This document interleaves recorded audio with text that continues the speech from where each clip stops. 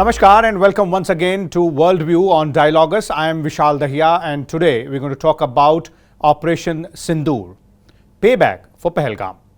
Around 1 a.m. on 7th of May, that is exactly 15 days after the cowardly terror attack in Pahalgam, India extracted its pound of revenge by carrying out precision strikes on 9 terror hubs in Pakistan, resulting in more than 30 casualties. These 9 training camps for terrorists of Lashkar-e-Taiba, Jaish-e-Mohammed and Hizbul Mujahideen included 4 in Pakistan and 5 in Pak-occupied Kashmir. While India's military action was focused, measured, non-escalatory and specifically avoided Pakistani military establishment, Pakistan later reacted by attempting to engage a number of military targets in northern and western part of India. These attempts, however, were promptly foiled by Indian armed forces, which later neutralized Lahore's air defense system as well. Both sides are also engaging heavy artillery and mortar fire along the line of control. Today, we'll go deeper into India's punitive strikes against terror launchpads in Pakistan and its impact on the fight against terrorism. Also, the scope of escalating tensions along the LOC. For more on this, we're joined by 2 distinguished experts. Let me first introduce them to you, beginning with retired Major General Dhruv Katoch. He is Director of India Foundation. And today we're also joined by retired Captain Akhilesh Saxena, a Kargil war veteran. Welcome, both of you gentlemen, to the show. And let me begin with you, General Katoch. And let's start by trying to go a little deeper into whys and hows of Operation Sindoor. One why is, of course, pretty much clear, that this is a sort of a retaliatory strike by India on the terror launchpads after the Pahalgam terror attack, which occurred around 15 days ago. But the other why which I'm talking about is that why were these 9 specific targets chosen and how were they chosen? Thank you, Vishal. Vishal, for the first part, India had to react specifically because of the nature of the Pahalgam attack. You cannot do something as unconscionable, as, you just pick up a bunch of tourists, segregate them on the basis of their religion, and then shoot them in cold blood in front of the wives and children. I think I haven't seen any other army of the world or any other organization doing something so crass and cowardly. It had to be responded to because, as I had stated right in the beginning of, very soon after this occurred, when they hit Mumbai, it was an attack on India's heart. They hit India's commercial center. But when they hit Pahalgam, it was an attack on India's soul. They hit at the very conscience of India, at the very idea of India. And there was no way in which a massive retaliation was not called for. But India has responded proportionately. Now the question is, why did we choose these 9? Or when we even look at the Mumbai attack or the Pahalgam attack, the Pahalgam attack was traced to the TRS, which is really a branch of the Lashkar-e-Taiba. You simply change the name, you give it another name, and you continue operating as you are. And it was the other organization. When you look at the Mumbai attack, the Jaish-e-Mohammed was involved. We have the Hizbul Mujahideen involved in various attacks across India. It is these 3 which are the major organizations operating in Pakistan, supported by the Pakistani ISI, which means they're supported by the Pakistan Army, which has continuously been carrying out terror attacks against India. It is not something which they have done in 2025. They have been doing it for the last 3 decades. So when Balakot, when we responded against Balakot, we simply chose one target. We said, okay, we hope this gives the message. But it didn't give the message apparently. So this time it has been spread across the width of Pakistan, from PoK extending into Pakistani Punjab. And then these 9 targets were taken out. These were the fountainheads from where all terror operates. This is where the leaders operate. This is where they carry out their training, where they are financed, where they are indoctrinated. Everything takes place there. So it is important to give a message that not 1, not 2, we will take all of them out. And that is why this operation was planned to take them all out. It resonated with what the Prime Minister said, that they won't even comprehend what we are going to do.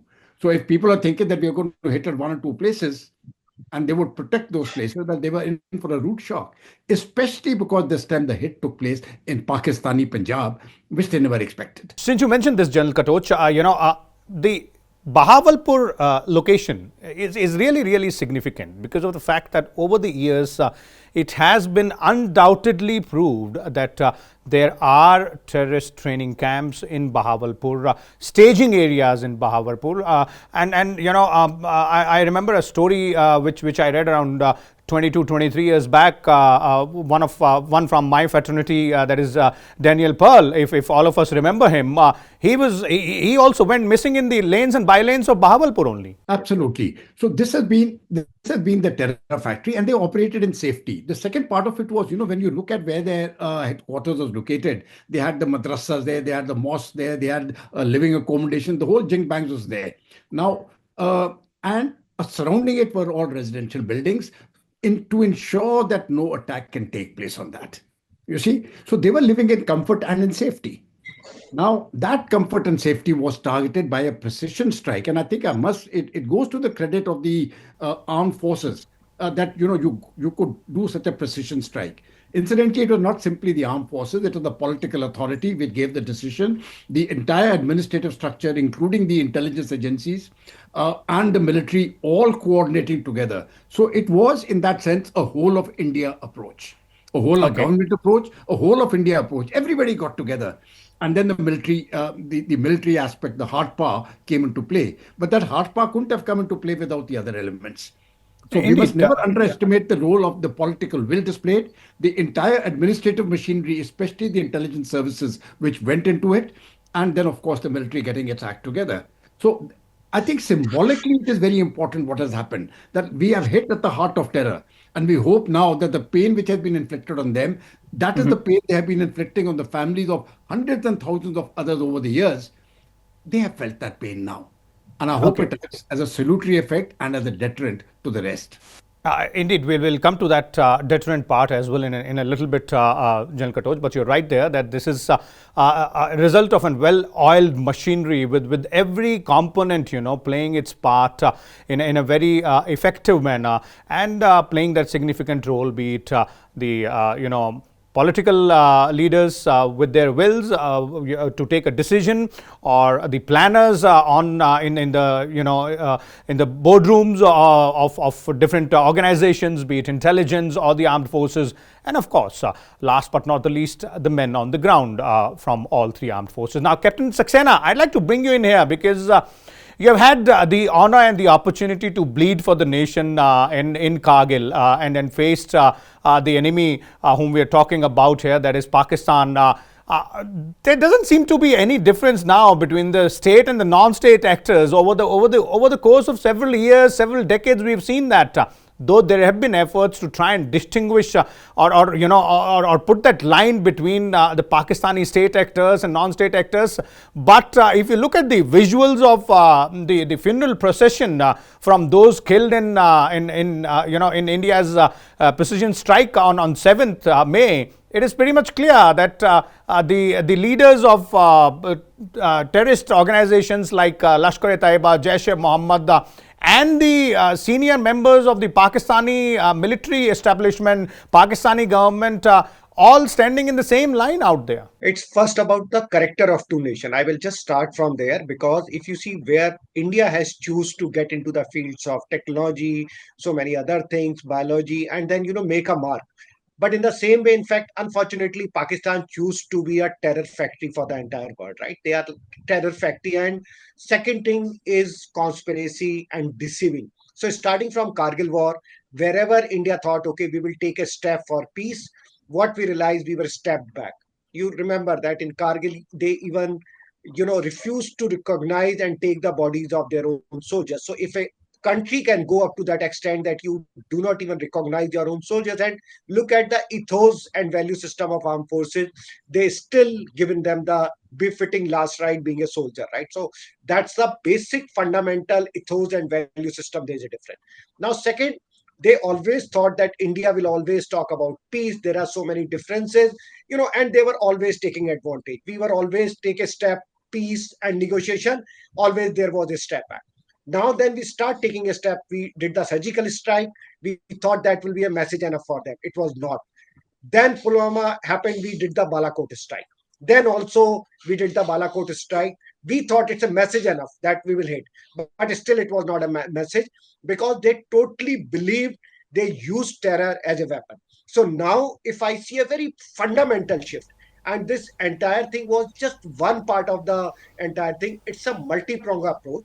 And then what we realize, we can never kind of completely erase and destroy this terror network just by hitting, some of the terrorists and all. It has to be multi-pronged approach. So that was a change in doctrine with, and a strategic shift how India deal with this. So if you see this time, it is all about money also.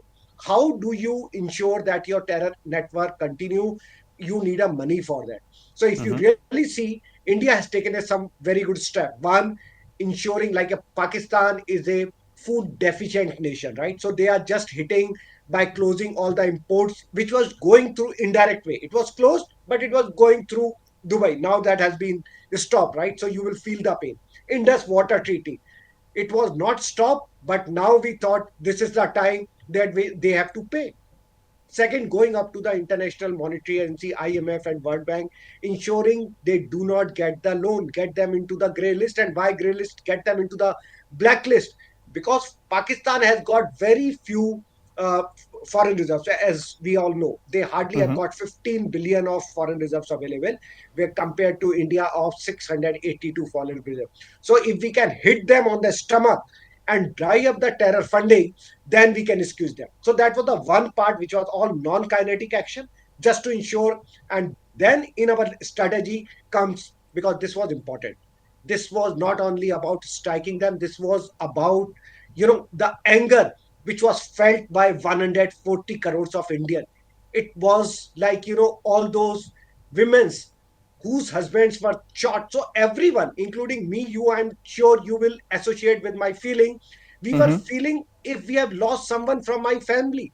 I was Indeed. feeling, I was having the same feeling when I lost Captain Vikram Batra, Captain Vijan Thapar, who was fighting with me, right? So that was the feeling that we lost someone, and I was very sad, frustrated that, Pakistan and these terror networks, they can go up to the any extent. So this was the message which was to be given, because this is one country which is never going to learn. So it is very important that fear has to be go into their heart. They need to know that, if we'll hit them, if we will hit the terror camp, if we will Mm-hmm. hit the nerve center, and right now we have only hit the nerve center of terror. But if we all need to remember, it is all backed by the Pakistan army. And in phase two, as Indeed. the picture abhi baki hai, we are going to hit them.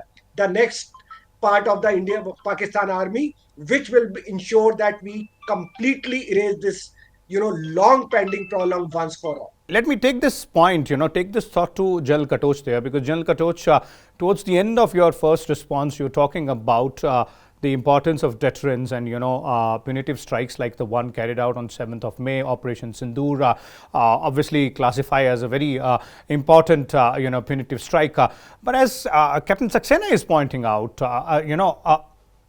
Uri, Pulwama, and then Pahalgam. We have, tried to punish these terrorists and the terrorist backers as well through surgical strikes, through air strikes as well, through precision strikes this time around also. But the question is, and as something as Captain Saxena also referred to, and some both in the country and outside the country are also asking that if it is very clearly known, and all of us are aware, the entire world is aware that this terror infra is sponsored and boosted by the Pakistani military establishment, then why hold our hand? Actually, you're right. The question is, I've always maintained that this terrorism exists because India's deterrence has not worked.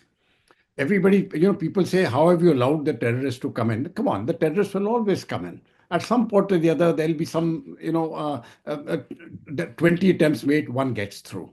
So the weapons will come in, the material will come in because the source is from Pakistan. And their army assists them on the border, along the line of control to push these elements in. So why hasn't our deterrence worked? I think this is where we have to really look. It hasn't worked because we haven't put the fear of God into this country. We haven't put that fear that if something happens, there will be consequences.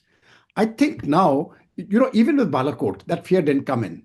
There was some a temporary sort of a fear, but it evaporated when they realized that okay, India is not going to do anything. And if you had noticed for the past 2 to 3 years, the drones were being sent in, terrorists were being sent in, and we didn't we just tried to resolve the problem in a non-kinetic way. There was not, I mean, obviously diplomatic pressure was being applied, political pressure was being applied, but that didn't really deter Pakistan. That deterrence has to come in. Ultimately, there are two things which give deterrence. One is economic deterrence, that you choke that person economically. And the second deterrence is military. I think for the first time after Pahalgam, both these deterrences have started to play. They have started to play. And on the economic side, it is the Indus Water Treaty which has been held in abeyance, which is going to be, it is not a short term measure. This is the long term measure. And this long term measure is going to play out very well. The second is the cancellation of the visas. People haven't realized how hard it is hitting the Pakistanis because all the time their fifth columnists were moving into India, taking these short term visas and not going back. They are married here, they have produced children here, they have taken fake Aadhaar cards here, and they're still living in India, but they're Pakistanis. So I think all that has to be sorted out now, especially after the removal of Article 370 in 2019, because so long as Article 370 was there, take it from me, Vishal, nothing could be done because the administration and the rules didn't apply. Now they apply. And now the central government is onto the game, and this squeeze is going to take place now. But unfortunately, it's a long-term squeeze. It is not something which gives immediate results. Okay. Immediate results we wanted, that is kinetic. And that kinetic has come, and now it will continue. General Katoch, are we luring the Pakistani Defense Forces into a more stronger kinetic action? Is that what is happening? Actually, very frankly, we thought that they would understand that this time we mean business. But apparently they haven't understood. Yeah, it doesn't look like, because they've mounted a severe attack on at least more than a dozen Indian cities, which was foiled by the Indian air defense system. They have actually attacked more than a dozen cities. Now, the question is, where were those missiles intended? Nobody knows because we destroyed them. We could only know where those targets were intended for had they succeeded. Now, because they were destroyed in the air and all the people on the ground, those videos are available, seeing them getting destroyed. You see, suddenly there was that flare up in the sky Yes. and followed with an explosion. So we got those missiles. But had they got through, then we would have known what is the target, and that would have been very escalatory. Even this is escalatory. So that forced us to respond, which is why, as you mentioned earlier, we took the radar system out of Lahore. There were three other places attacked: Karachi, Sialkot, Rawalpindi. I think there's been damage caused there too, but I don't know to what extent. But the Lahore air defense system has been completely, completely decimated. Yes, of course, there are damages to the other areas where Indian defense forces operated. But let me, take this back to bounce this back to Captain Saxena here. Captain Saxena, you were talking about how and there are statements which are coming in also indicating that this is just part one.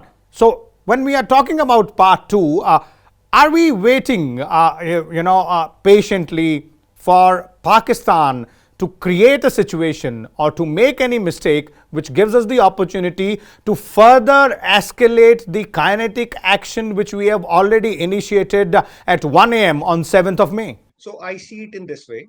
So there was one part of non-kinetic action and one was kinetic action.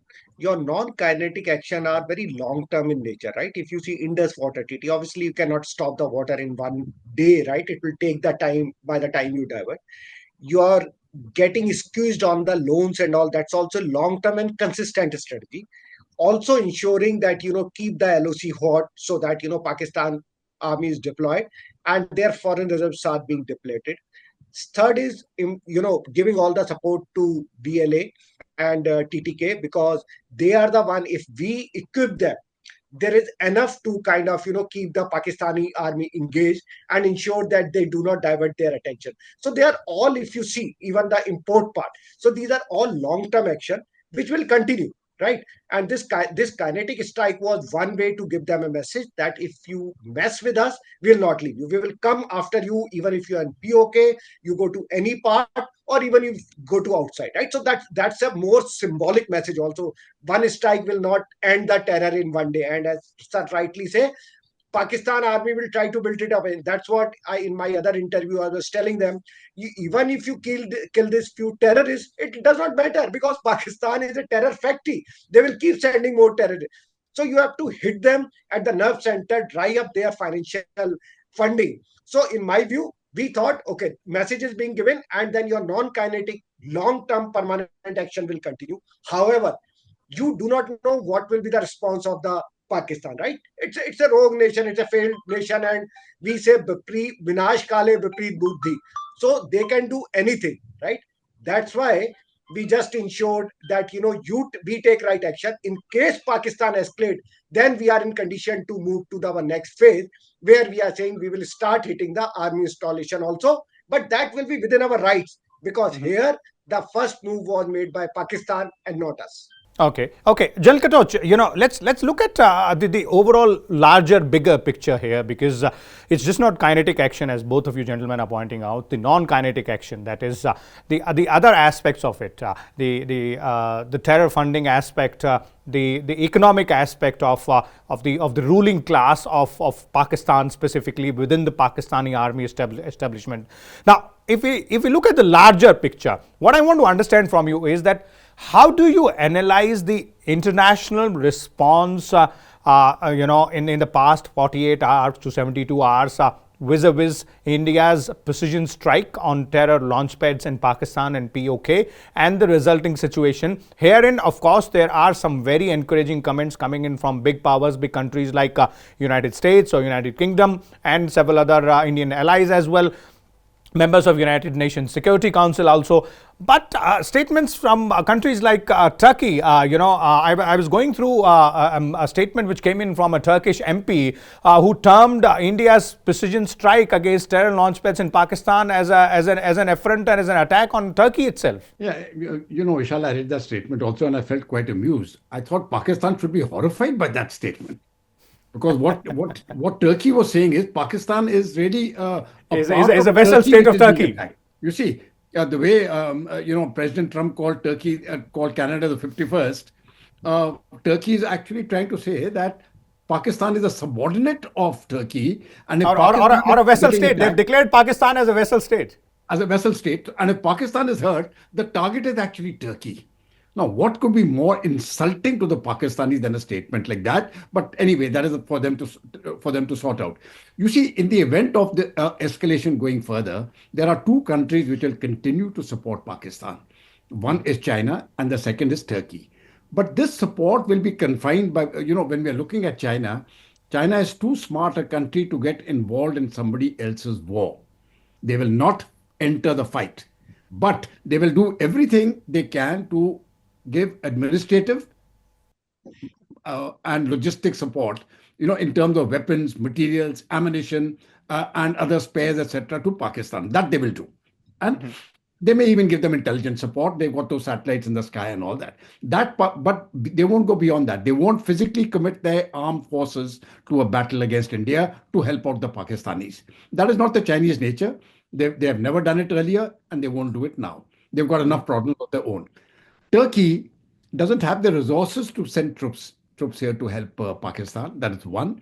But Turkey will continue to supply them things like drones, etc., which they need. So these are the only two countries which will actually give support, material support to Pakistan. But there may be some other countries, like when you look at the Arab world, it is interesting to see how the stance of the Arab world has been. Not one of them has supported Pakistan. I'm not saying that they have come out openly in support of India, but the very fact is that they are staying neutral. Most of them are staying neutral.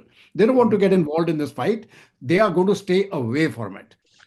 The same goes for Europe and the same goes for the United States, right? As far as India is concerned, there'll be a few countries who will come out in our direct support, Israel, Russia, etc.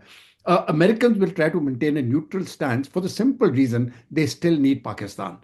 But if you look at what the Vice President of the United States has stated, he very clearly stated, he said India's got a right to retaliate. And if you notice President Trump's stance, he really hasn't, he has kept himself neutral, but I know which way the wind is going to blow. When push comes to shove, Pakistan is going to be out. So Europe and Western Europe, the United States, Russia, And they're going to maintain a neutral stance, but I feel the tilt will be towards India. They will Okay. obviously opt for peace, but that's the way it is.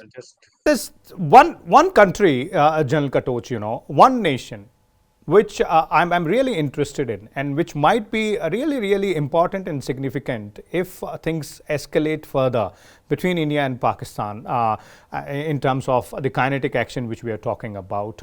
And I would like to talk about that part here. What do you think would be the course of action which might be taken by Afghanistan and the Taliban government in Afghanistan? Because it becomes really significant for from Pakistan's point of view. If they're engaged on their eastern border, that is India's western border, and engaged very strongly with a formidable power like India, they seemingly are going to lose a lot on that part, because the Khyber Pakhtunkhwa and the Balochistan province, they're already up in arms. I think this is going to be a very serious security concern for Pakistan. Even right yesterday, 10 to 14 military personnel were killed in Balochistan. And every day when you read the paper, one odd person is dying. Sometimes it is 7, 8 people, sometimes 10 odd, sometimes 1 or 2. But they're having a very rough time there. I think the Afghanis are going to give them tremendous trouble now. The Durand line is going to be changed. It'll be eliminated. And they want their Pashtun areas to come back to them. So on their western front, I think the Pakistanis have got very serious concerns. And the way the Balochis are putting up pressure and the Pakistan army is unable to resist, I think Pakistan is in serious trouble. I can even go to the extent of saying if they form a government in exile, as far as Balochistan is concerned, India should support it. And we should get the Americans on board, because the Americans also need Gwadar, and that will eliminate the Chinese from the project. It will suit various interests to get Balochistan out of Pakistan's orbit.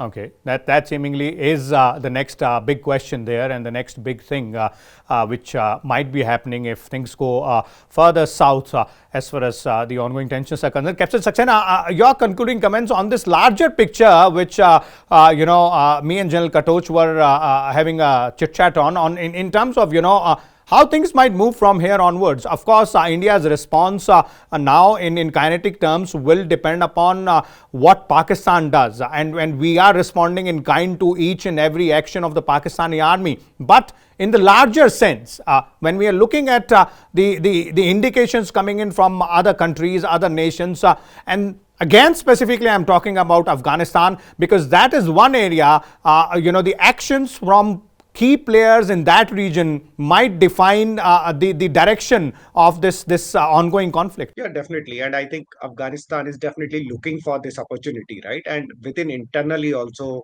Balochistan, Khyber Pakhtunkhwa, these are many different parts, they are looking at this opportunity to take on Pakistan, right? Which is good for us.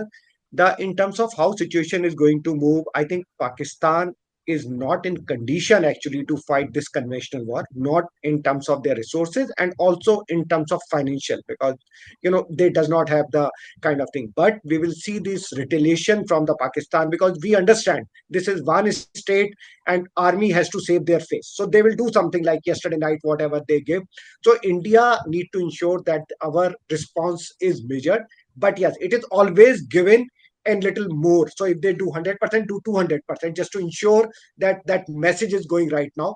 But we should not escalate it, 100%. We should be more depending on our non-kinetic action, which will ensure the permanent solution to this problem. So, but definitely Pakistan does something, his has to be given back in the same way. Okay, thank you so much out there, Captain Saxena and General Katoch. As always, it has been a pleasure having a discussion with you. Of course, it is a very important and significant issue which we are talking about, and ongoing developments. We'll come back again and take stock of what has happened and what might happen in the near future, and with respect to all stakeholders, not only India and Pakistan, but our other neighbors as well and other key stakeholders in this region. Thank you once again. Keep watching Worldview and Dialogus.